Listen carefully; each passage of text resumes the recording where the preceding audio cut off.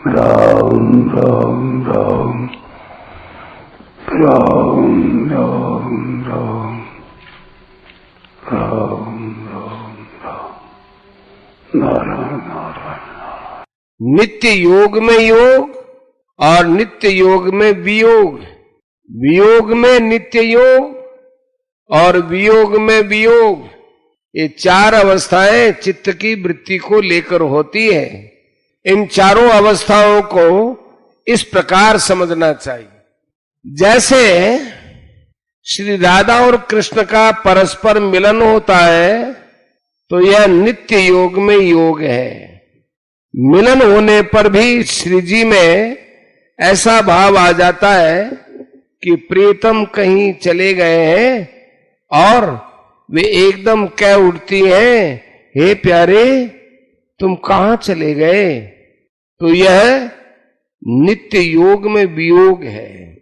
श्याम सुंदर सामने नहीं आए हैं पर मन से उन्हीं का गाढ़ चिंतन हो रहा है और वे मन से प्रत्यक्ष मिलते हुए दिख रहे हैं, तो यह वियोग में नित्य योग है।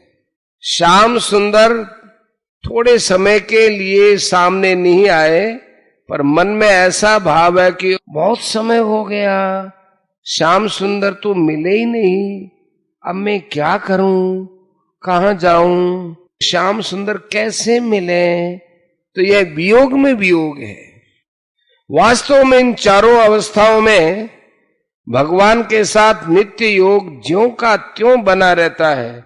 वियोग कभी होता ही नहीं है, हो सकता ही नहीं है और होने की संभावना भी नहीं है। इसी नित्य योग को प्रेम कहते हैं, क्योंकि प्रेम में प्रेमी और प्रेमास्पद दोनों अभिन्न रहते हैं। यहां भिन्नता कभी हो ही नहीं सकती। प्रेम का आदान प्रदान करने के लिए ही भक्त और भगवान में संयोग वियोग की लीला हुआ करती है। यह प्रेम प्रतिक्षण वर्धमान किस प्रकार से है। जब प्रेमी और प्रेमास्पद परस्पर मिलते हैं तब प्रियतम पहले चले गए थे, उनसे वियोग हो गया था, अब कहीं ये फिर न चले जाएं, इस भाव के कारण प्रेमास्पद के मिलने में तृप्ति नहीं होती, संतोष नहीं होता। प्रेमी और प्रेमास्पद में योग और वियोग में प्रेम रस की वृद्धि होती है। प्रेमी और प्रेमास्पद के योग और वियोग में प्रेम रस की वृद्धि होती है। मान लो यदि सदा योग ही रहे, वियोग न हो, तो प्रेम रस बढ़ेगा नहीं, प्रत्युत अखंड और एक रस होगा। अतः प्रेम रस को बढ़ाने के लिए भगवान अंतरित होते हैं, जिससे प्रेमी में वियोग भाव पैदा होता है, जिससे वो रस बढ़ता है। वे फिर चले जाएंगे, इस बात को लेकर मन सदा खींचता है। इसलिए इस प्रेम को प्रतिक्षण वर्धमान बताया है। प्रेमा भक्ति में चार प्रकार का रस अथवा रति होती है। दास्य, सख्य, वात्सल्य और माधुर्य। इन रसों में दास्य से सख्य, सख्य से वात्सल्य और वात्सल्य से माधुर्य रस श्रेष्ठ है, क्योंकि इनमें क्रमशः भगवान के ऐश्वर्य की विस्मृति ज्यादा होती चली जाती है।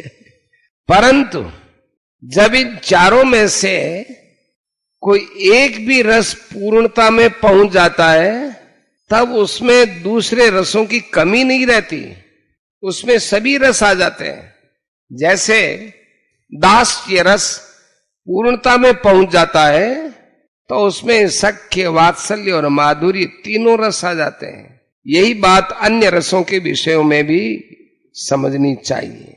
कारण यह है कि भगवान भी पूर्ण है, उनका प्रेम भी पूर्ण है, परमात्मा का अंश होने से जीव स्वयं भी पूर्ण है। अपूर्णता तो केवल संसार के संबंध से ही आती है। इसलिए भगवान के साथ किसी भी रीति से रति हो जाएगी तो वह पूर्ण हो जाएगी, उसमें कोई कमी नहीं रहेगी। दास्य, दास्य रति में भक्त का भगवान के प्रति यह भाव रहता है कि भगवान मेरे स्वामी है और मैं उनका सेवक हूं, मुझ पर उनका पूरा अधिकार है, वे चाहे जो करें, चाहे जैसी परिस्थिति में रखें और मुझसे चाहे जैसा काम लें। मुझ पर अत्यधिक अपनापन होने से ही वे बिना मेरी सम्मति लिए ही मेरे लिए सब विधान करते हैं। सख्य रति में भक्त का भगवान के प्रति ये भाव रहता है कि भगवान मेरे सखा हैं और मैं उनका सखा हूं, वे मेरे प्यारे हैं और मैं उनका प्यारा हूं, उनका मुझ पर पूरा अधिकार है और मेरा भी उन पर पूरा अधिकार है, इसलिए मैं उनकी बात मानता हूं तो मेरी भी बात उनको माननी पड़ेगी। वात्सल्य रति में भक्त का अपने में स्वामी भाव रहता है, अर्थात मैं भगवान की माता हूं या उनका पिता हूं अथवा उनका गुरु हूं और वह तो हमारा बच्चा है, शिष्य है, इसलिए उसका पालन पोषण करना है, उसकी निगरानी भी रखनी है कि कहीं वह अपना नुकसान न कर ले। जैसे नंद बाबा और यशोदा मैया कन्हैया का ख्याल रखते हैं और कन्हैया वन में जाता है तो उसकी निगरानी रखने के लिए दाऊ को साथ में भेजते हैं। माधुर्य रति में भक्त को भगवान के ऐश्वर्य की विशेष विस्मृति होती है, अतः इस रति में भक्त भगवान के साथ अपनी अभिन्नता अर्थात घनिष्ठ अपनापन मानता है। अभिन्नता मानने से उसके लिए सुखदायी सामग्री जुटानी है, उन्हें आराम पहुंचाना है, उनको किसी तरह की कोई तकलीफ न हो, ऐसे भाव बने रहते हैं। प्रेम रस अलौकिक है, चिन्मय है, इसका आस्वादन करने वाले केवल भगवान ही है। प्रेम में प्रेमी और प्रेमास्पद दोनों ही चिन्मय तत्व होते हैं।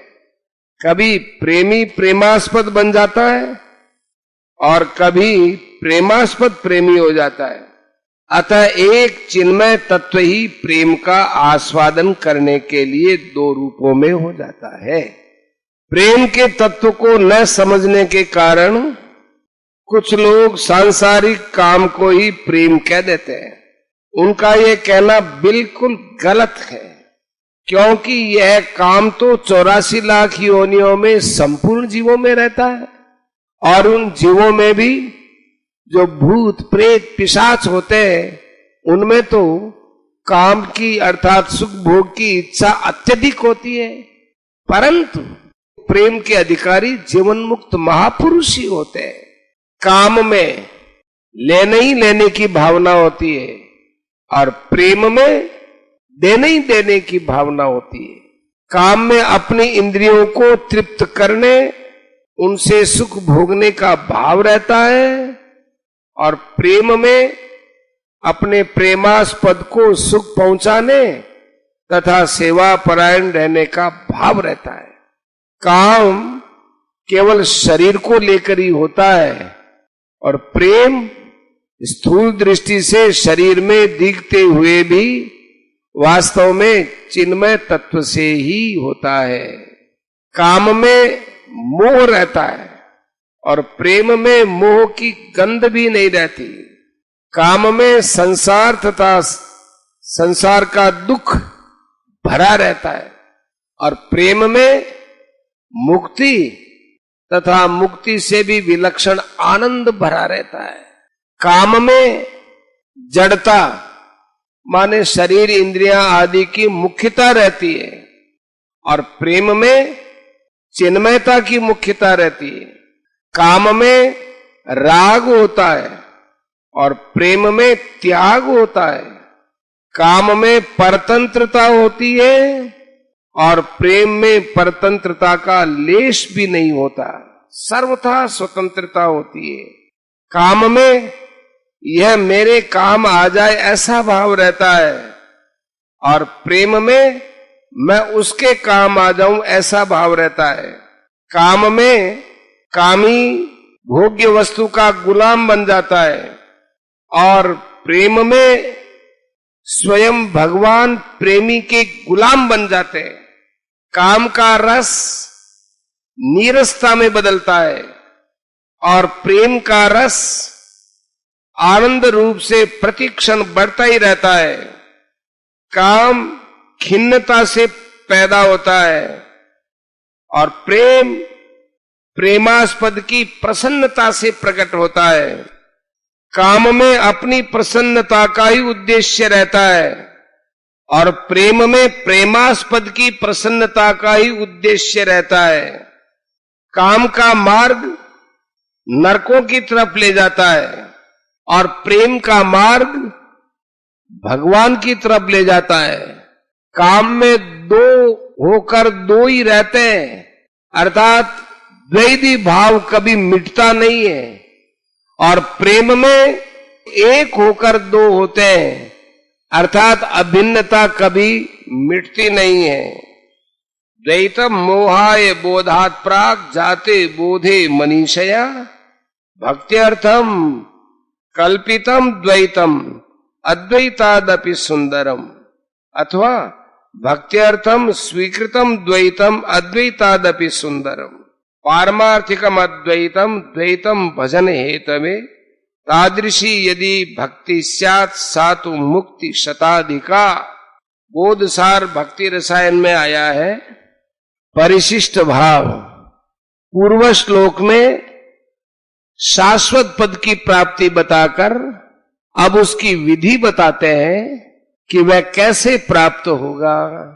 साधक के लिए दो ही खास काम है, संसार के संबंध का त्याग और भगवान के साथ संबंध। पूर्व श्लोक में आए मद व्यपाश्रय पद में भगवान के साथ संबंध की मुख्यता है और इस श्लोक में आए बुद्धि योग उपाश्रित्य पद में संसार से संबंध विच्छेद की मुख्यता है। बुद्धि योग उपाश्रित्य कहने का तात्पर्य है कि संसार का सूक्ष्म संबंध भी न रहे। दूरेण यवरं कर्म बुद्धि योगा धनंजय 2:49। किसी के प्रति किंचित मात्र भी राग द्वेष न रहे। एकमात्र भगवान का चिंतन करने से समता स्वतः आ जाती है। ये समता ही बुद्धि योग है। इसलिए भगवान ने कहा मच्चित्तः सततम भव।